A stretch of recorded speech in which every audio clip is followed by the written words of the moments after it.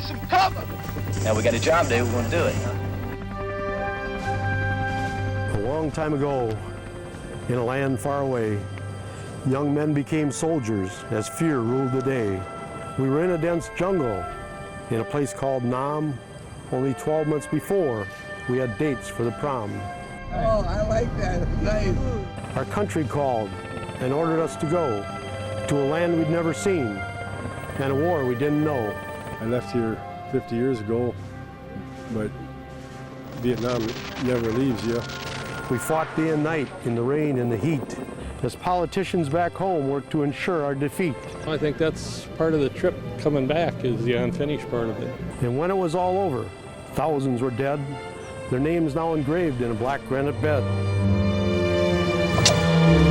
Those who returned weren't hailed by a band. There were no thanks, no crowds at hand. Although we were willing and proud to serve, we came home to an injustice we didn't deserve. With no one to talk to, many couldn't cope. Friends wouldn't listen, some lost all hope. It's trying to go to sleep at night, and it's all of it comes back. Many lost their jobs and some lived outside. Others found it easier to just choose suicide.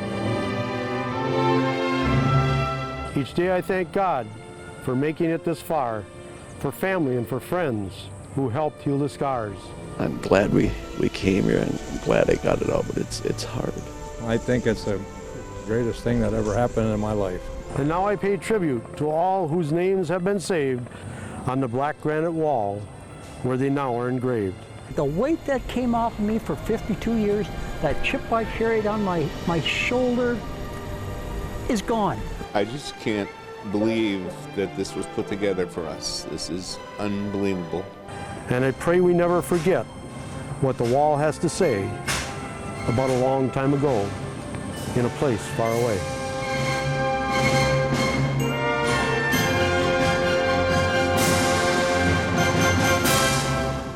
52 veterans from northeast Wisconsin back in Vietnam 50 years after they served in the war.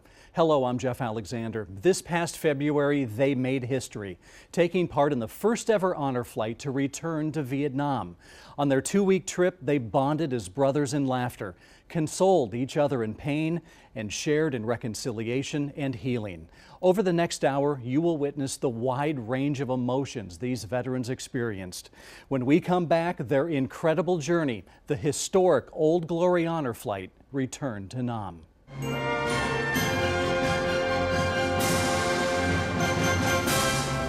And God, please, let us be safe.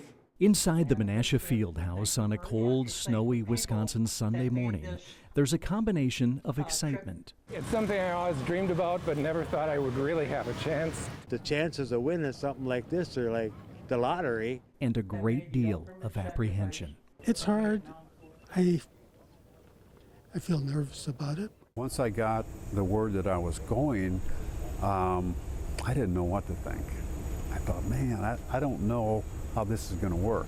For most of these men, a return to Vietnam took some convincing. I had to be talked into coming on it.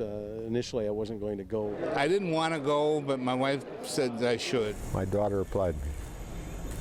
She said, Dad, it's 50 years, it's about time you go back. And people had said, would you ever go back? And I said, I just don't really know, you know. And then when I had the opportunity to apply for this trip, my wife kind of said, why don't you go? It might be good for you. So I thought about it and I said, well, okay, get on the computer and away we go. Have a good trip. Old Glory Honor Flight's return to Nam. Have a good trip, sir. Begins on 2 buses with a police escort. All right, gentlemen. Over the next 30 hours, the veterans travel by bus to Chicago. Your attention at the terminal, please.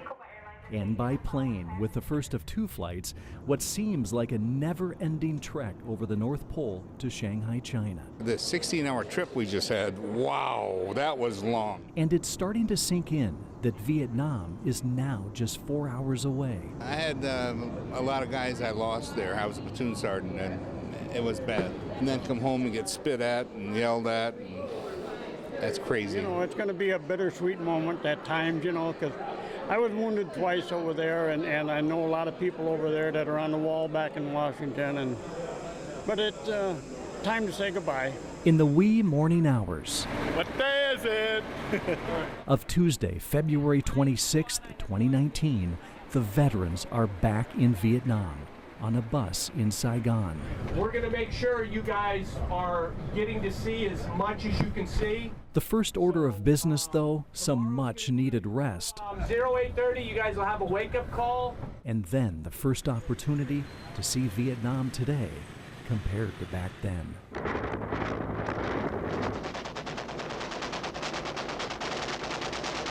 Vietnam was the longest war in American history and the most divisive back home. Even today, many Americans still ask whether the American effort in Vietnam was a sin, a blunder, a necessary war, or whether it was a noble if failed effort to protect the South Vietnamese from communism.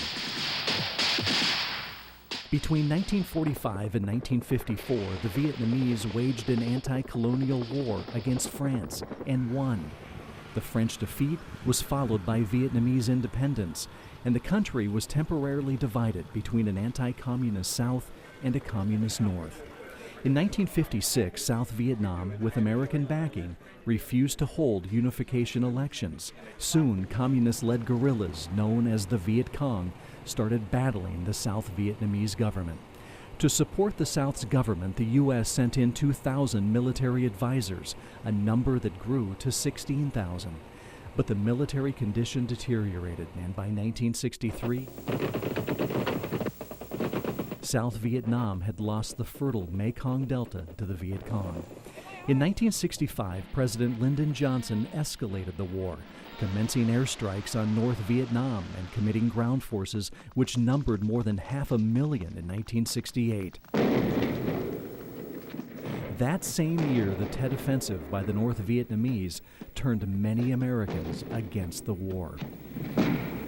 The next president, Richard Nixon, advocated Vietnamization, withdrawing American troops and giving South Vietnam greater responsibility for fighting the war.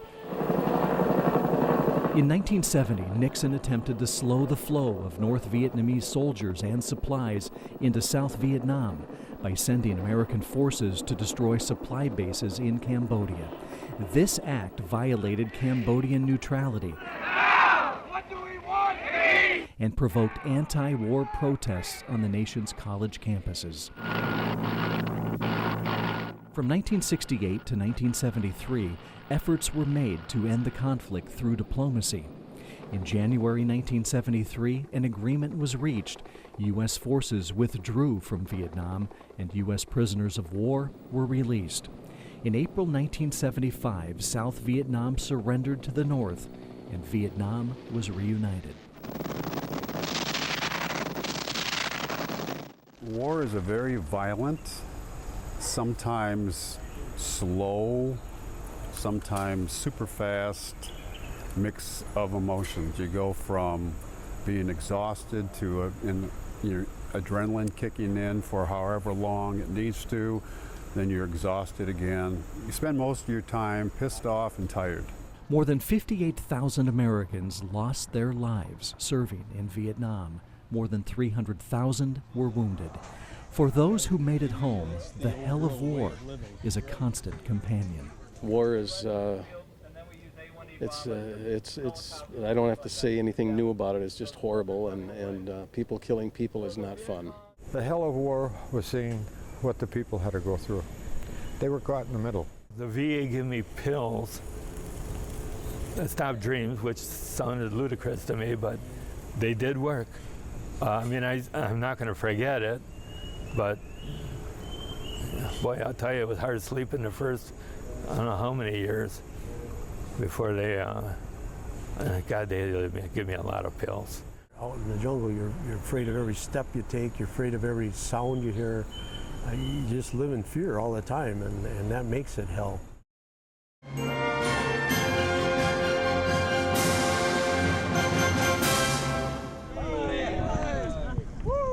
So how did these 52 men end up in Vietnam 50 years ago? Some considered it their destiny, an adventure. and volunteered. I said, we got to go there. It's a war. Well, I grew up watching in the shadow of World War II, watching all the war movies, tons of them. For others, the draft. The choice wasn't theirs. I was sitting on the floor of my parents' house, and we watched as they were drawing numbers. And my birthday got called the 10th one. So it's pretty much a given I was going to be coming here. 18, 19, running around with girls and enjoying life, and really didn't think a whole lot about what was going on with the war. And suddenly I was drafted. Police told Bob Stillman he should go to stay out of trouble. I took their advice and joined the Army when I was 17. And Joe Reesup? A draft dodger. Serious. He eventually joined the Army as well. Go. Whatever path they took, it did not take long to realize the Vietnam War was very real. Before we even landed the plane, we were flying the plane above the clouds along the coastline, and we were going to land in Benoit. And it's that night, and all of a sudden a flare shot up right through the clouds. And yeah, this is it. We were standing at attention waiting for them to get our duffel bags off the plane. And across the tarmac, maybe 50 yards away from us or so, there was a C-130 with the back open, and there's two guys, and they were tossing body bags into the back of the C-130, stacking them up like cordwood. And there probably was 40 bodies laying out there on the runway. That's when it hit me that this was no joke. I was here a half an hour and got shot at. I'd never been shot at before in my life. And that's when it hit home. Close calls, just a split second, and sometimes just luck, meant the difference between life and death in Vietnam. Randy Barth and Tom Skell can tell you that. In country 50 years ago, they didn't know each other. In this moment, though, back in central Vietnam, these two Marines are united in mourning as they leave challenge coins and pay tribute to fallen brothers.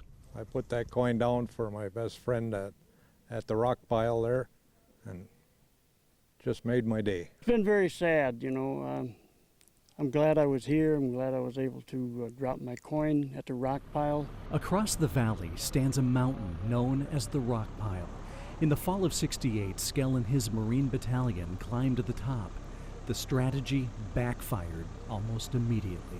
We were up there probably a half hour, started digging foxholes and stuff, and we started hearing mortars, and they just mortar after mortar after mortar, and people were jumping in foxholes. Didn't matter if they made them or anybody made them, they were jumping in. People were jumping on top of each other.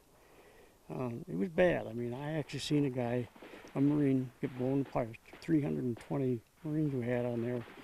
And out of that 320 Marines, I'm guessing, but I would have to say it was a pretty fair guess of about 280 were at least killed or wounded. And it was very hectic and very bad. With the North Vietnamese surrounding the mountain from below, it was too dangerous for U.S. helicopters to attempt rescues. Skell and the surviving Marines spent 17 days fighting for their lives in 100-degree heat, and at one point an explosion left shrapnel in his left arm. Finally, air support forced the enemy away. Absolutely terrible as far as the smell. Bodies were up on the hill like that, and you could see them down below where they were up close to the edge, and they kind of went over, and most of them were already dead. We had to somehow get them up so the choppers could get them out, so anybody that could walk and wasn't wounded that bad would have to go down there and help bring them bodies up. And it was so bad that sometimes you would grab a Marine by the arm or the leg, and it would just pull right off.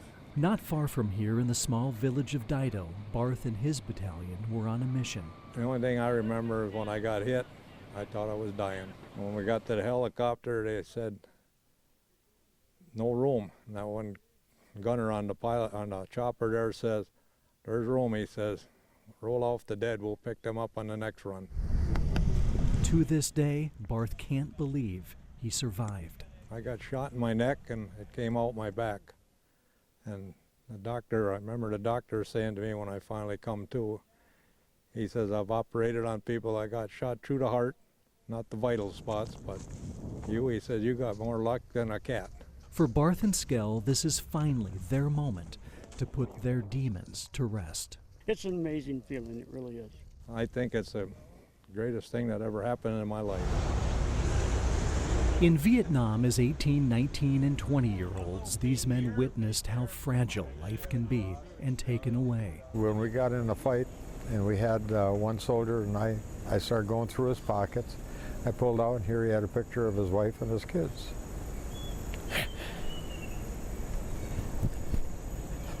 He wasn't any different than me.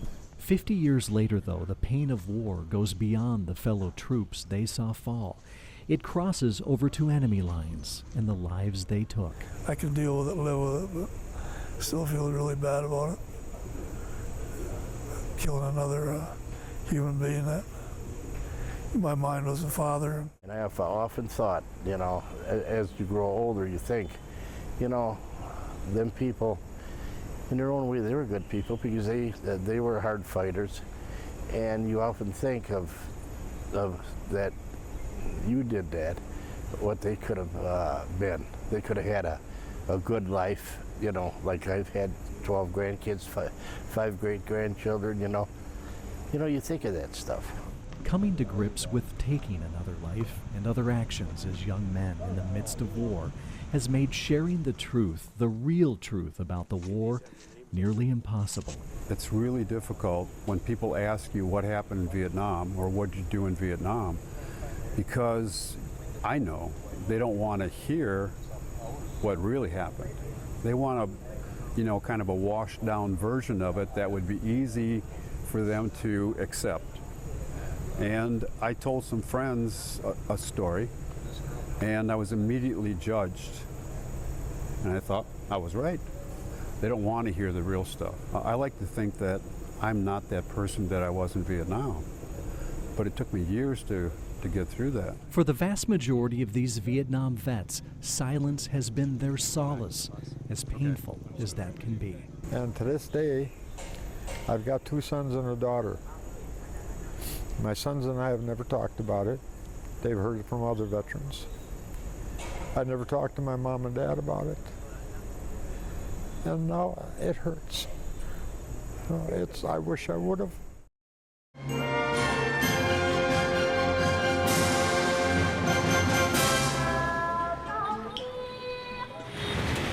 More than any other day during their return to Vietnam, the first day is when the veterans play tourist. Take that complimentary fan. Free fan here for. And for the few, we were here to help provide gun support for the people as they were evacuating out of Saigon. It was like organized chaos. Who served in Saigon, now called Ho Chi Minh City, the overwhelming sentiment is, wow, times have changed. Got up this morning and looked out the window, and oh my gosh, the tall skyscrapers and stuff, none of that was here. And it was just this long in my life, and the importance that I put on it now for some reason is just huge. So 50 years, the city has changed, it's gotten bigger. It's still the same crazy Saigon. The city tour includes stops at the former presidential palace, the city's historic post office, and Notre Dame Cathedral, one of the first Catholic churches in Vietnam. And the veterans experience the city's culture, from their first taste of Vietnamese food at a local restaurant to the street vendors and the traffic. The traffic is nuts. It doesn't seem to bother them, but it drives us nuts. And as an MP, I drove in the traffic a lot. It's just amazing how there doesn't seem to be any accidents. Everybody just kind of pushes their way through. And already, just 24 hours into their return to Nam, there's a brotherhood growing stronger and a deep appreciation for this journey they're on. 2 hours northwest of Saigon. Daily Mass is underway at the elegant Cao Dai Temple, home to a Vietnamese-founded religion that promotes peace. When they step down here, you know what we see? And yet not far away in Tay Ninh. The whole area here includes many hundred tunnel units. An elaborate tunnel system used in the Vietnam War against these men who are visiting today. I got a whole lot more respect for those Vietnamese after seeing that. I mean, they get thinking of stuff we never thought of. Originally dug by the Vietnamese people in the 1940s to escape French enslavement, the Cu Chi tunnel system was then used by the Viet Cong during the war to hide from and ambush American troops. All right, we say goodbye to him. 120 underground miles of tunnels, rooms, and booby traps that also served as the headquarters for the 1968 Tet Offensive. I'm glad I came on this trip, you know, because I had in my head way I thought they were, and it's totally different. I thought something was just primitive people, but man, there's a lot of thinking going on there. Difficult, but you just move on. But it's really something to see the other side and how they fought and what they were fighting with. Incredibly resourceful. They weren't about to give up. Viva Veteran American! An illustration of how time can heal occurs when the vets enjoy lunch at a restaurant owned by a woman who served with the enemy, earning the Viet Cong's second highest military honor. And looking back on Black Virgin Mountain. We were looking for body counts, and a good way to get a body count was to go walk up the mountain, and we'd kill a bunch of them and they'd kill a bunch of us, and then that made all the generals happy. Bob Stillman remembers that day in December 1969, loading wounded soldiers onto a helicopter. And we got done, and the aircraft was just picking up and backing up, and it got hit by a B-40 rocket. And a B-40 rocket, of course, blew that up, and the shrapnel from the rocket and the helicopter combination wounded a bunch of people, myself included. Stillman received a Purple Heart, but lost a lot of friends. We felt bad, but there's nothing you can do about it. That's what happens in war. Reconciliation and healing is underway. The Mekong Delta is the heartland of agriculture in Vietnam, where rice, fruits, and seafood are exported around the world. It's an area Keith Johnson's older brother served in and fell in love with. He appreciated the people and their hard work, and he could see beyond the war. To honor his late brother Dwayne's wish of returning to Vietnam, Johnson spreads his ashes and takes part in a traditional Buddhist ceremony. So today, we will do the same to remember his brother. Of burnt offerings. Order arms. He was the real deal over here. This gentleman's brother was with the 9th Infantry Division. A Navy gunner, Tom Sharp, transported troops up and down the rivers throughout the Delta. Coming back is tough, he says, but a gift toward healing. Peace has come to this country, and I know peace has come to a lot of vets. And I'm looking at the fellas here, I can see peace is sinking in. The Vets' Day in the Delta provides a true taste of culture. After boarding a riverboat in My Tha and cruising the Mekong River, the vets go ashore small islands. They sample fresh honey tea, visit a coconut candy workshop, and brave a taste of the area's famous Cobra wine. By horse and buggy and through a jungle canal on tiny sampan boats, the veterans witness a people living a simple life and at peace. 50 years ago, that was far from the case, when war rang out and survival meant overcoming the enemy and the elements. Bill Radke suffered malaria 3 times and was wounded, but he's grateful he made it out of the Delta. All those booby traps that they have and put all over, I mean, you walk around out here for a year and not hit one of them, you gotta be real lucky. Crazy battles and gunfires and bullets whizzing over your head. Our mission was search and destroy, and we did a lot of that. And for A.J. McCaskey, this journey back to where he served means everything. It's pretty tough. Feels therapeutic for me, and I hope for anybody else in our group here today that you got to put this stuff on the shelf and move on. But I never dreamed I'd be back here ever.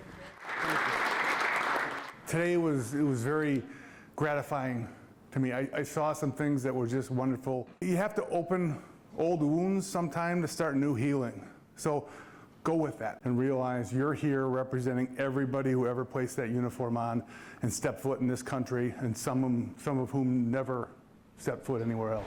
This is the life. Emotional days in southern Vietnam give way to the beautiful coastal city of Da Nang. And at least to those who served in the Vietnam War, the city is home to the country's most famous beach. Right on this beach here for almost a year as a lifeguard. Just before arriving in Vietnam, Paul Sismowski was in a car accident.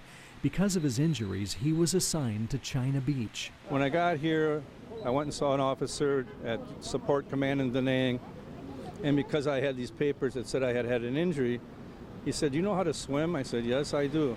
With its white sand and tropical waters, China Beach became the destination for troops on R&R. It feels so good to be back here in a way, you know, because this is the good part that you remember. My family don't even know a lot of this stuff that I kind of kept to myself, and you come down and you just kind of just feel more relaxed now, and just like it's like you're letting it go. The vets make sure to capture this moment with all kinds of pics.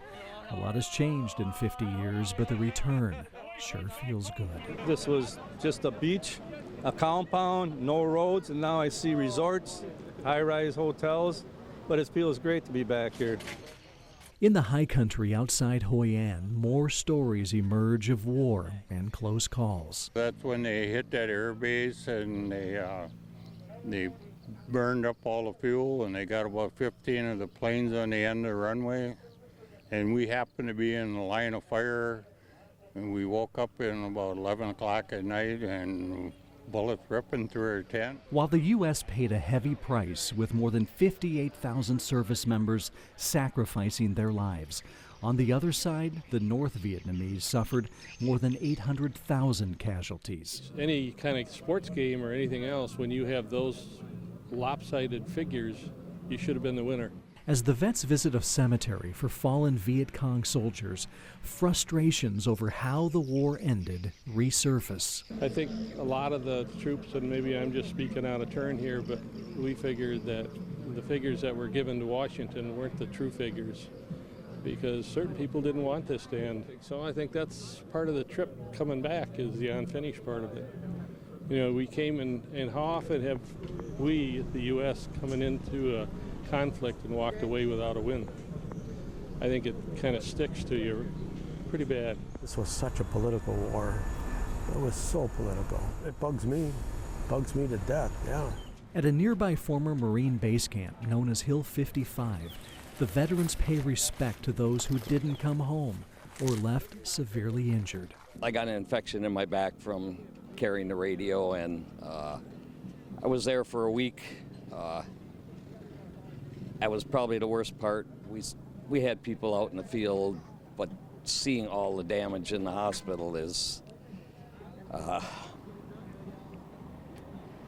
it was hard to see. As seems to be the case each day on this journey, somber moments become more enjoyable ones. In Hoi An, the vets tour a world-famous silk factory and find some bargains with loved ones in mind.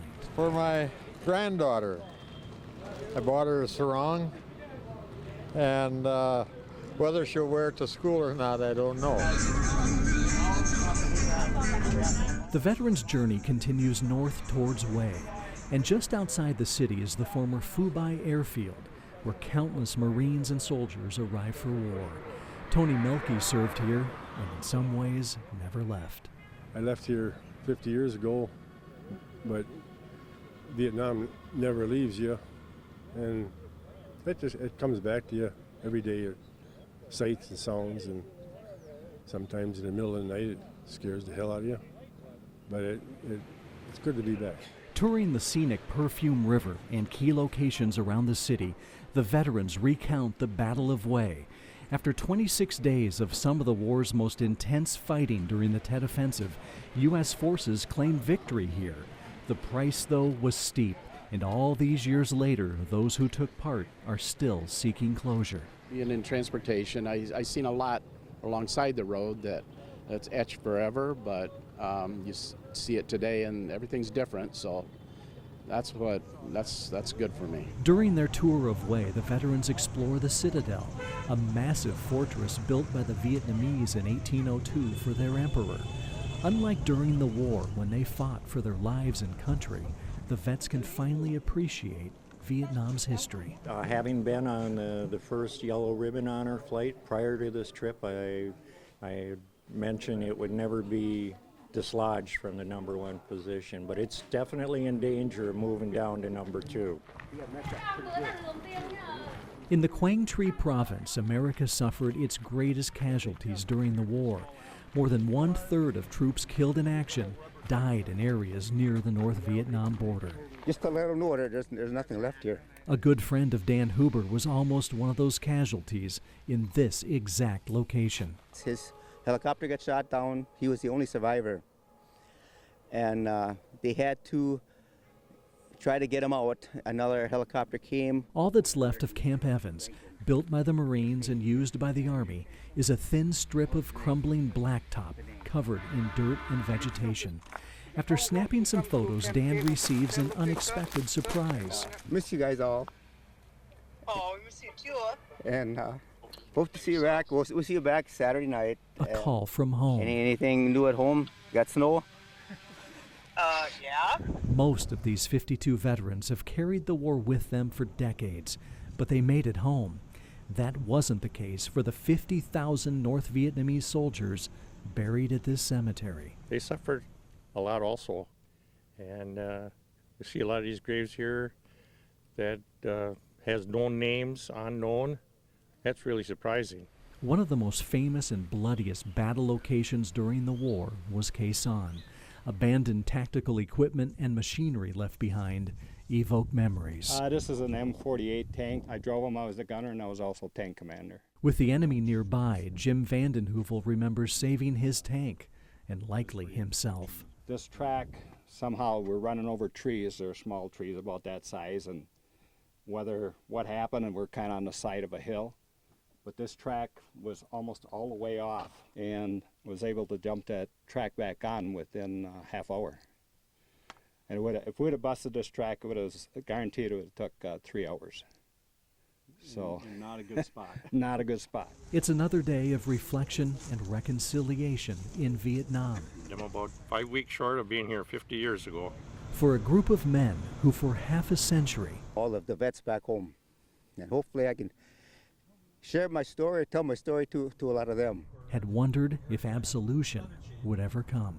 Welcome to Hanoi, yeah? On the final leg of their Vietnam journey, a city these veterans have never been to before.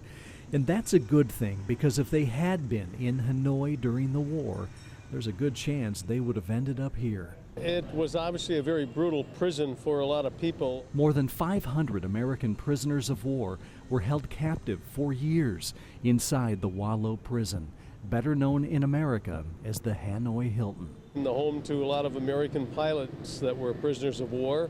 The most famous pilot, the late John McCain, a POW for 5.5 years. They really tortured that guy, making him shackled and lay like that downhill and everything. Yeah. I don't know how people endured that. For some of the Navy veterans on this honor flight, their mission during the war was to find downed pilots before the North Vietnamese. We rescued 7 pilots. 2 were not rescuable because they were already dead, and the pilots had to leave them because of heavy fire. It's a somber visit at the prison. The veterans confronted with the horrors the POWs went through. Pretty bad stuff as far as how they were treated, and the propaganda in there is definitely more for the communists. But even in the heart of what was once enemy territory, the vets think back to the war, their deepest fears living outside these prison walls. The fear of capture probably was not there as much as just a fear of being maimed, killed, or overrun by the enemy. 50 years later, Hanoi, like the rest of Vietnam, is now a friendly place to visit.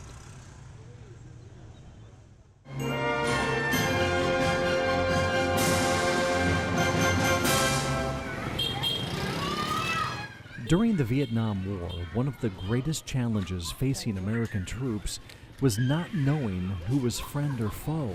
It was so tough in that village because you just didn't know who was who. We ended up in a village. It was predominantly a Catholic village. We had a big cathedral, we had a convent, and we had a school.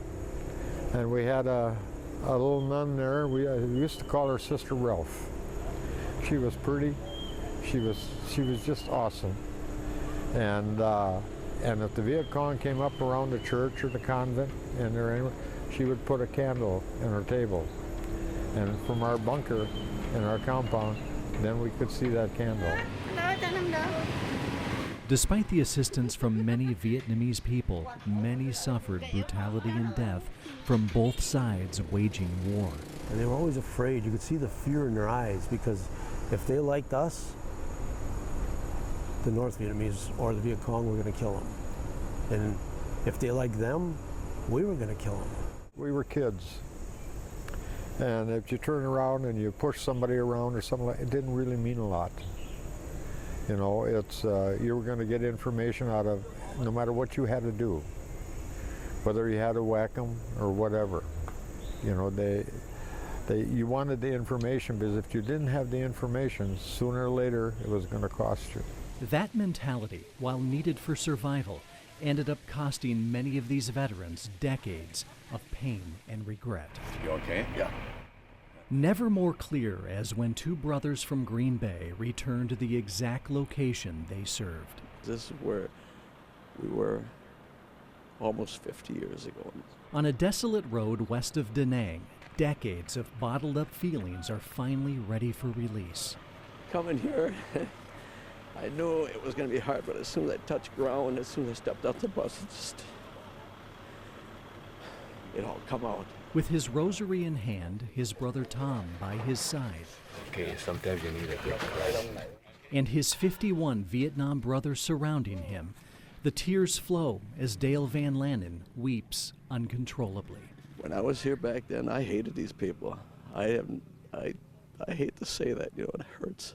The time you're trained to do your job, and it just, years down the road, you're a different person. You grow up, you mature more, and I did not like the way I was back then, the way I was toward these people, and these people are just as nice as could be. Bitterness over the Vietnam War is something both Van Lannen brothers kept secretly inside for years. Oh, I was angry. I mean, I was very angry that they pulled out. They could not win the war. I almost threw all my medals away, and I kept all the memories of Vietnam deep inside my brain. Both Marines, older brother Tom served first. I'm lucky I came back in one piece. Dale essentially replaced him. I served here 13 months. I got back to California. I met my brother for one day, and then he went over. First day we got here from Da Nang, we had makeshift classroom outside out of empty ammo boxes, and probably 50 yards away we had incoming.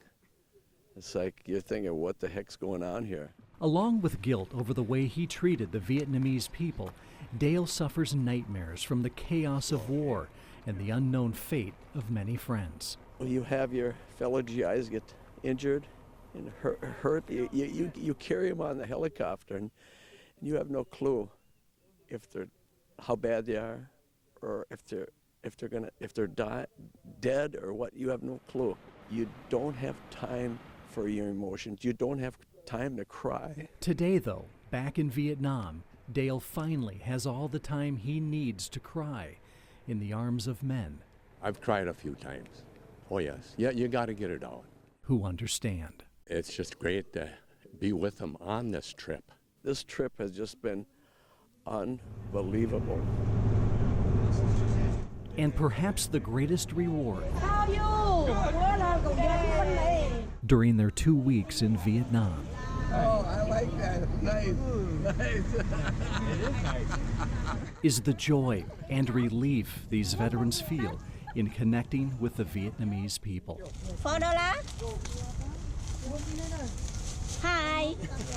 And I just love these people now. I just, from the bottom of my heart, I just love these people. I'll tell you the truth, I feel more comfortable here now than I did in the United States a week ago.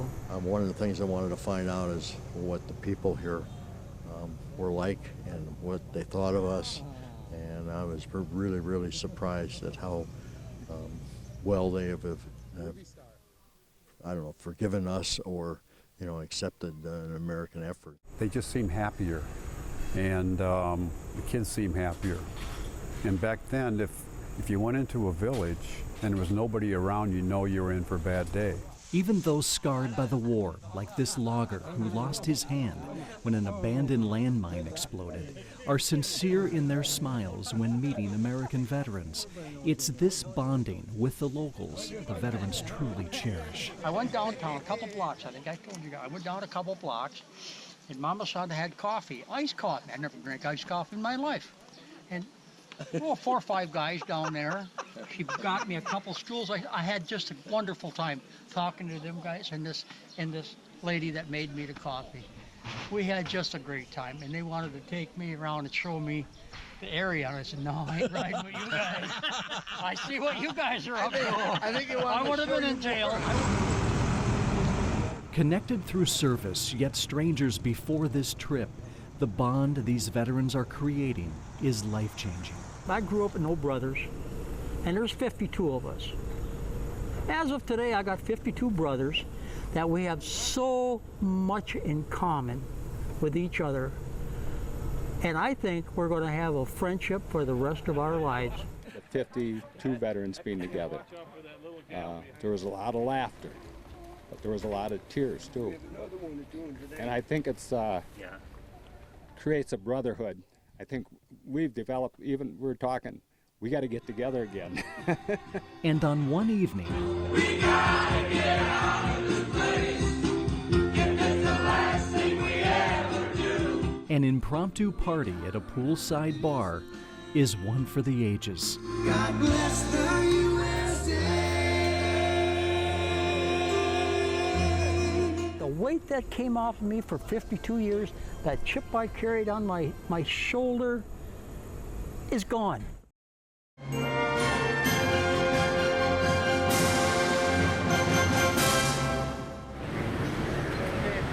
Before arriving in Vietnam, Old Glory Honor Flight gave each veteran one mission: to take a specially created military challenge coin and place it somewhere in the country in honor of someone. For Joe Resip and Arnie Wires, because without the Marines, I wouldn't be here today. it's the Perfume River in Way. This is where all the boys. There we go. Dennis Williams chooses Hill 55 outside Da Nang. I want to dedicate my challenge coin, first of all, to Dean Crane. And with the sun setting on a beach in Hoi An, Jim Vandenheuvel leads a ceremony honoring the soldiers his and others' Army units lost. PFC John I. Jones, PFC David P. Cussy, PFC David Ward, all of A Troop killed in action. The coins are buried in the sand. All the vets pay tribute. Order arms. Thank you, guys. And as is custom on all Old Glory Honor flights, Here comes some good news, and I hope there's no letters from Jody in here for anybody. the veterans receive letters from loved ones back home. It's mail call, Harold Wolfgram. and most are overcome with emotion. I just got over 50 cards and letters, which is more than I got the whole 2 times I was here in Vietnam. And the first one I opened was from my Marine Corps son, who was still in the Marines, thanking me for adopting him and taking care of him. Children, grandchildren, I'll save that for later, you know. But I just wanted to do the one from my wife. Her message to you, how much she loved me. I know in that package there's probably kids, maybe for my grandkids, so I hope I hit them last, because it's going to be, it's only going to get better. Boy, I think these, I don't know what to say. I'm lost for words. the first hint of a welcome home they never received. A hell of a feeling that you're wanted. It's a wanted feeling that we never had before. The tears, just another reminder of what this honor flight is all about. Marines aren't supposed to cry, but we're human. Return to Nam is now in its final hours. And to my brothers, God bless each and every one of you. There's a birthday to celebrate. Happy birthday, dear Jimmy. Happy birthday to you. And the opportunity for these veterans to reflect. The cries, the smiling, the happiness, something that none of us probably would have ever had the opportunity to do. And I pray that we have either some or all have some type of closure to go back home and live the rest of our life realizing that we did something good. When I left here 48 years ago, I shut the door. And when we came back, now we're opening the door, and I thought, and when the tears started, I thought, oh boy. But now the door can stay open. It was a blessing to be here and to meet so many of the local people throughout all of Vietnam. You know, we were received well, welcomed. We were treated like royalty. And the people that made this trip possible, it's just, I can't thank them enough. It's just once in a lifetime experience, and I'm truly grateful. Never forget it. These gentlemen are amazing. We couldn't have picked a better group. They've just had, I think, a lot of fun, but they've had a lot of time to reflect, and it's just magical. After 36 hours of flights and layovers, the veterans are on a bus headed north to Wisconsin, where a significant piece of unfinished business remains. 50 years ago, I got off an airplane in Green Bay. I threw my uniforms away. I didn't want anybody to know that I was in Vietnam. I didn't even come back in my uniform. I left it all in the bed in Fort Hood, Texas, hopped on a bus and came back. And I put my civilian clothes on and went back to work. That's how I think most guys did it. 50 years after facing shame and ridicule returning from Vietnam, the veterans are coming home for a second time with the promise it will be different. We're finally going to get the welcome back that we should have had back then. But, you know, I'm glad that it's now, because back then I was young and I wouldn't have really enjoyed it. I was 20 years old, but now I can enjoy all the families can enjoy, the people you're with, the people there, everybody can enjoy. It's just like a big family reunion. As their buses approach Menasha, Well, welcome home, everybody. Thank you for your service. We hope to give you a nice escort back into town. the vets soon realize this welcome home Look at the cars, guys. Holy smokes. goes far beyond a big family reunion. Thank you, sir. Stepping off the bus, the men quickly find themselves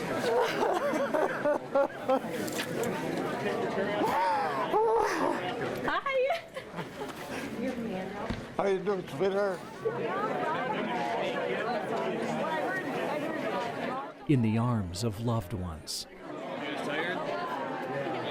Man. We've been up since right.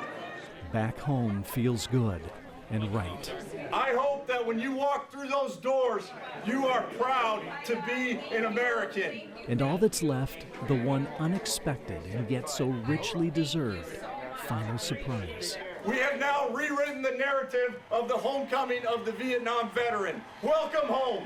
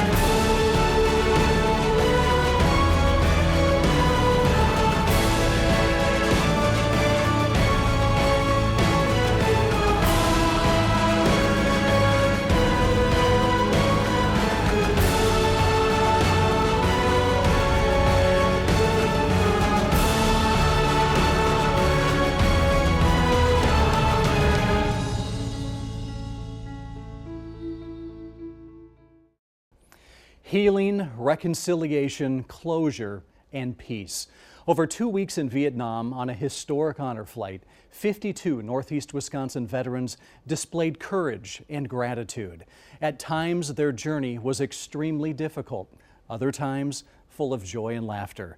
But it's safe to say each one of them left a little something behind in Vietnam and brought some of Vietnam home. And because of that, it's mission accomplished for Old Glory Honor Flight. I'm Jeff Alexander, and we thank you for watching. Ready, aim, fire!